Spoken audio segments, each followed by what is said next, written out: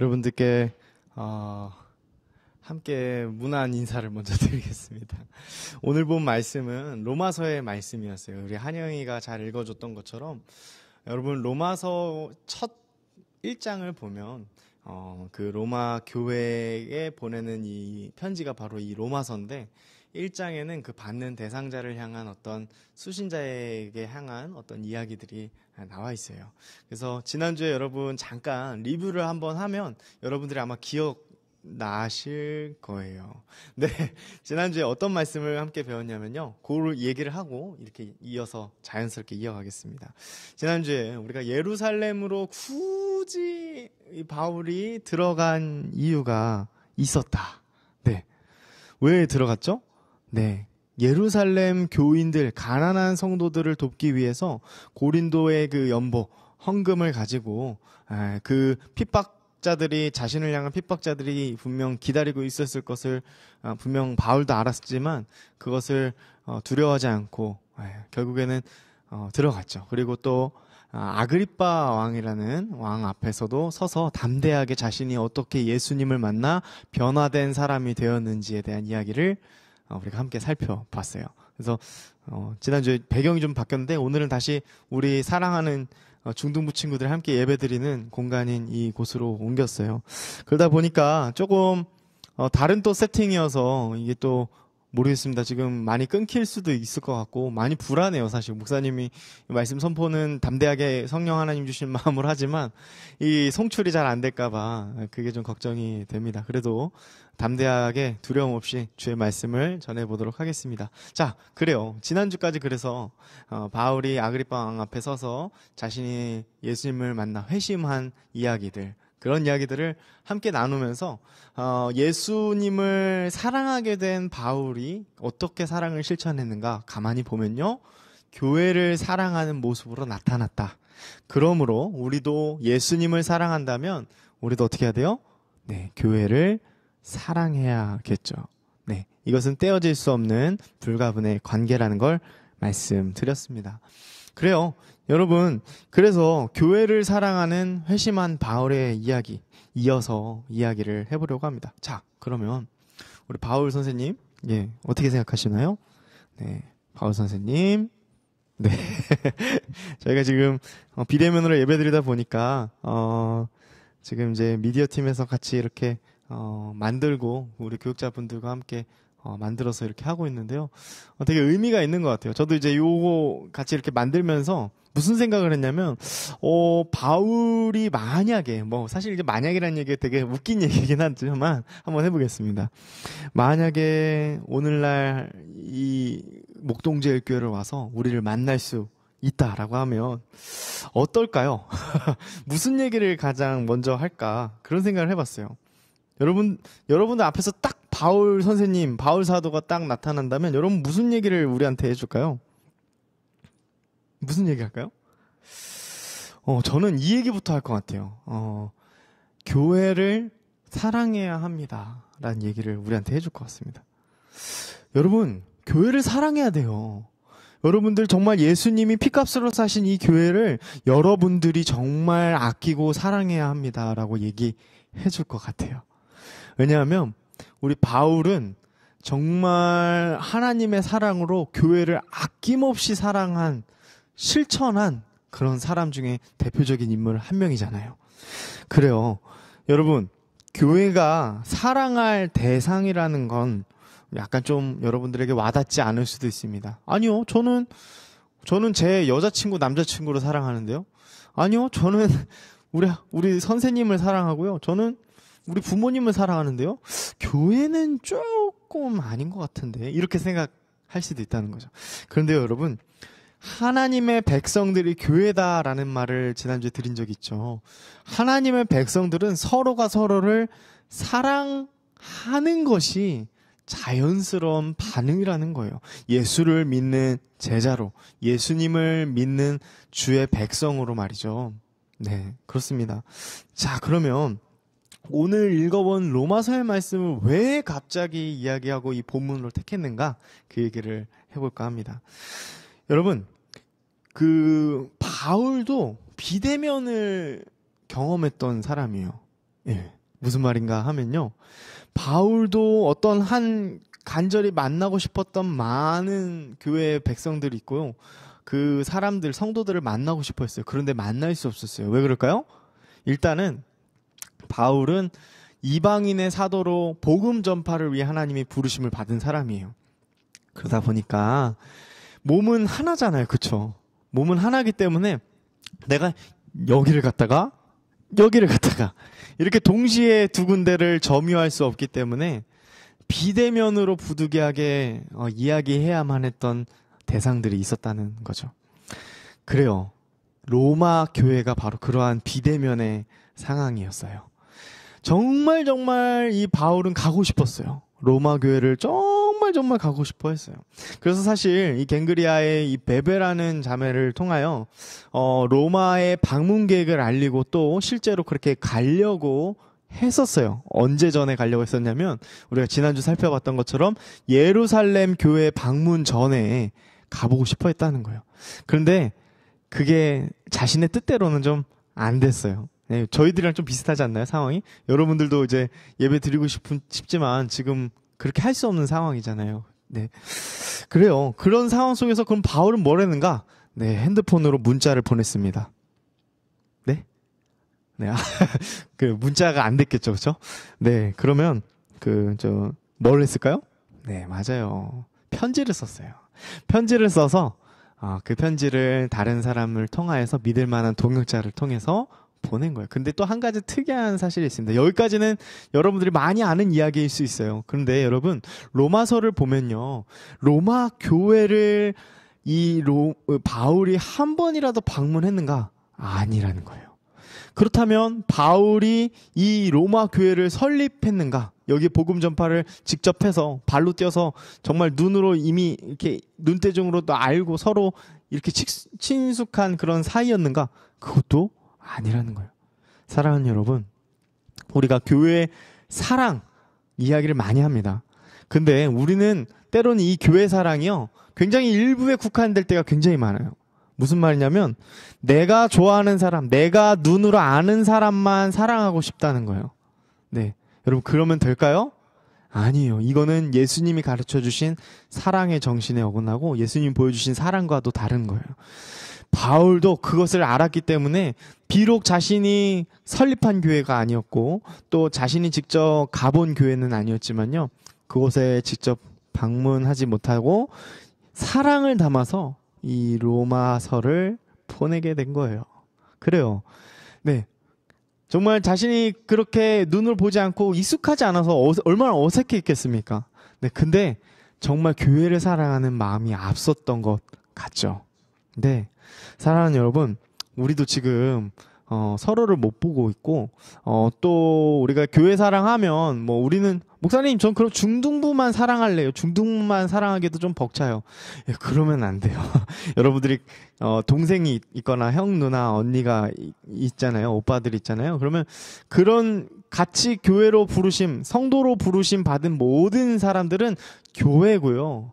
그렇기 때문에 내가 사랑을 베풀어야 할 대상이다라고 여러분들이 인식했으면 좋겠습니다. 네, 여러분 눈으로 보지 않더라도 내가 저 멀리 지구 건너편에 있는 우리 한국의 정반대에 있는 교회를 위하여 우리는 충분히 마음 쏟고 사랑을 쏟을 수 있다, 이 말이에요. 네, 여러분 이게 진짜 중요한 이야기입니다.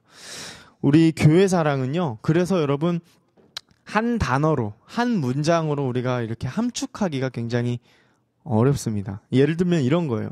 목사님, 저는 교회를 사랑하니까 제가 여태껏 한 50만 원 정도를 모아놨던 용돈이 있어요. 제가 오늘 설교를 들으면서 마음에 감동이 너무 와서 정말 필요한 곳에 쓰이기를 원해서 제가 이 헌금 다 하겠습니다. 자, 그러면 저는 사랑을 다 실천한 사람이죠? 네, 그럴까요? 네, 물론 하나님 주신 마음으로 그렇게 하는 거는 교회 사랑이 맞아요. 그런데 그것만이 교회 사랑은 아니라는 거예요. 사랑하는 여러분, 교회 사랑은 여러 가지로 표현될 수 있습니다. 여러분들이 생각하는 그 이상으로 우리는 교회 사랑을 실천해 갈 수 있어요. 여러분들 다 다르잖아요. 그렇죠? 다 다른 사람들에게 하나님의 형상으로 지음받은 여러분들이 정말 하나님께서 다 각각에 맞게 교회 사랑을 실천할 수 있도록 마음에 감동을 주신 거예요. 자, 그러면 여러분 성경책 갖고 있나요? 로마서 1장 8절부터 10절 말씀, 오늘 읽었던 말씀 다시 한번 살펴보겠습니다. 제가 한번 읽어볼게요. 먼저 내가 예수 그리스도로 말미암아 너희 모든 사람에 관하여 내 하나님께 감사함은 너희 믿음이 온 세상에 전파됨이로다. 내가 그의 아들의 복음 안에서 내 심령으로 섬기는 하나님이 나의 증인이 되시거니와 항상 내 기도에 쉬지 않고 너희를 말하며 어떻게 하든지 이제 하나님의 뜻 안에서 너희에게로 나아갈 좋은 길 얻기를 구하노라. 아멘. 여러분, 여기에는 굉장히 바울의 감정과 그 성도를 향한 감정들이 굉장히 잘 나타나 있고요. 우리가 주목해야 할 몇몇 단어들이 있습니다. 우리가 읽지는 않았지만요. 7절 앞절 보면은 로마 교회 성도들을 뭐라고 부르냐면요, 하나님의 부르심을 받은 자라고 이렇게 표현을 해요. 네, 성도로 부르심을 받은 자. 네, 굉장히 정말 정체성이잖아요. 바울의 정체성이기도 하고, 네, 그 받는 성도에 대한, 로마 교회 성도들에 대한 정체성, 같은 정체성으로 지금 그렇게 표현을 하고 있는 것을 봐요. 8절에 보면, 8, 9절에 보면은 이런 표현이 나요.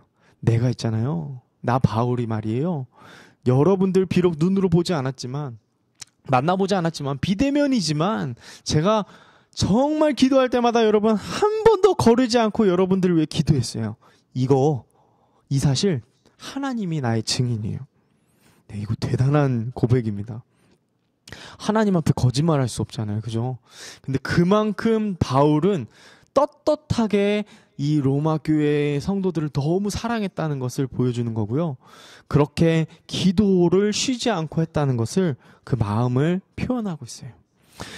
10절에 보면 어떻게 해서든지 너희에게로 나아갈 좋은 길 얻기를 구한다, 이렇게 얘기했어요. 그러면 지금 만난 상황이에요, 아니에요?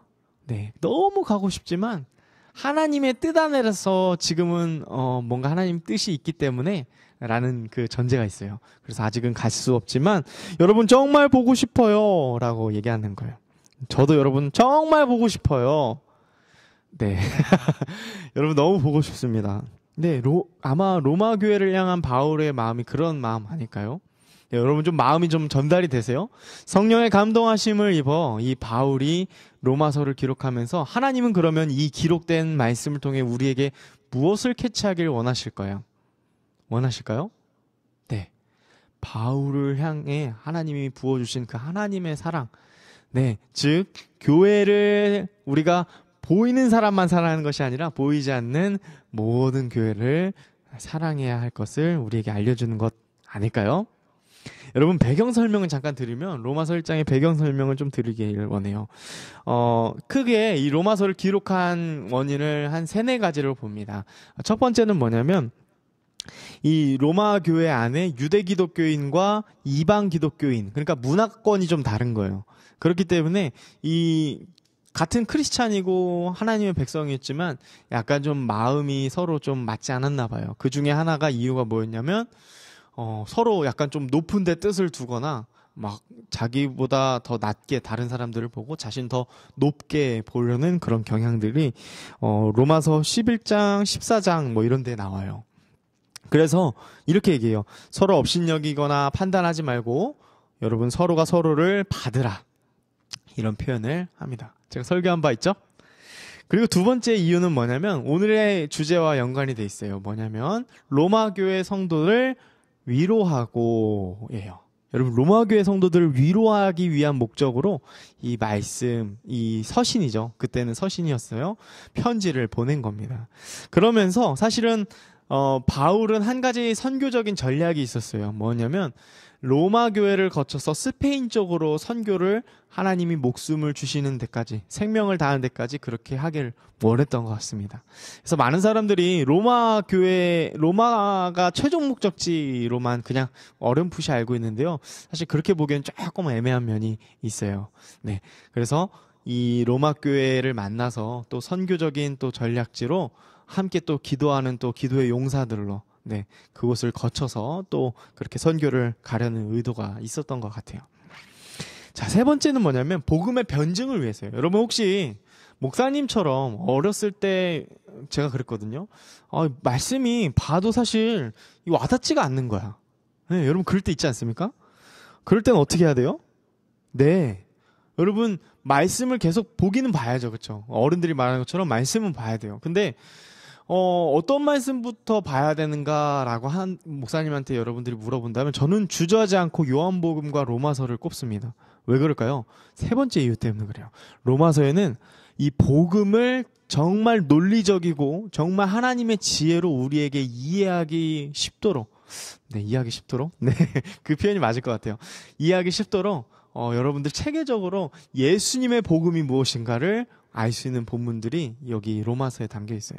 이 로마 교인들에게 그러면서 이 바울은요 자신의 사도권을 변증하려는 목적도 있어요. 어떤 사람들이 그랬나 봐요. 야, 바울 좀 이상해. 저 사람 원래 핍박자 아니었어? 그러면서 사울이 회심한 것들을 부정하거나 사울과 바울은 똑같은 이름이에요. 네. 네. 그 바울이 이렇게 서신을 보내고 복음을 전파하는 그런 그 여정들 속에 이 바울 이상한 사람 아니야 혹시? 이런 이야기들이 좀 있었나 봐요. 그래서 이 로마서 속에는 자신이 사도성을 변증하는 목적과 더불어 주 예수 그리스도가 누구신지, 그분을 믿으면 어떻게 되는 것인지, 이 구원의 역사는 어떻게 이루어졌는지에 대한 이야기가 여기 로마서의 기록 목적이라는 거예요. 자, 좀 배경 설명이 좀 길었어요. 그렇죠? 네. 여러분 이 바울이요. 그래서 로마 교회 교인들 정말 만나보지도 않았어요. 근데 교회 사랑으로 가득 차서 이 사람들에게 하는 이 말들을 한번 보십시오. 예, 여러분 마음이 움직여지지 않습니까? 여러분 두 가지만 오늘 말씀을 통해서 기억했으면 좋겠어요. 자, 우리 여름 수련회 주제 공과 두 번째 내용이 지금 계속 목사님이 이렇게 말씀을 풀어서 설명하고 있는데, 여러분 교회 사랑을 하는 사람이 예수님을 사랑하는 사람이라 그게 일과의 어떤 핵심 주제라면 교회 사랑을 그러면 어떻게 할 수 있을까? 저는 두 가지를 추천드리고 싶어요. 오늘 바울처럼 여러분들이 기도하는 거예요.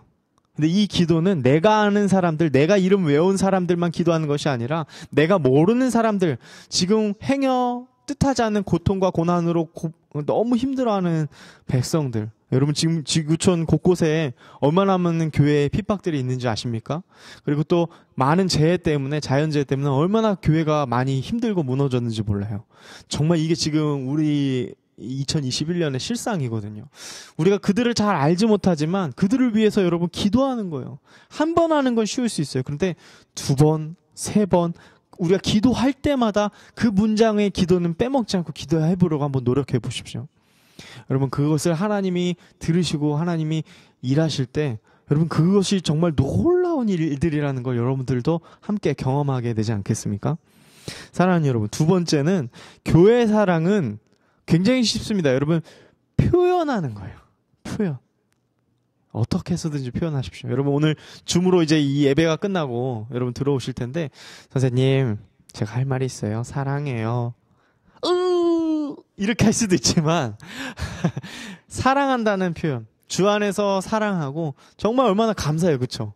선생님들이 항상 뭐 말씀 문자도 보내주시지, 예배 링크도 보내주시지, 여러분들 사랑하는 거 항상 표현해 주시고, 네, 여러분 맛있는 것도 사실 많이 사주시고 그랬잖아요. 비대면 예배 전에는. 그러니까 여러분 그렇게 사랑을 표현하는 거, 이게 굉장히 중요한 거예요. 이게 여러분 조금 어려운 말 잠깐만 할게요.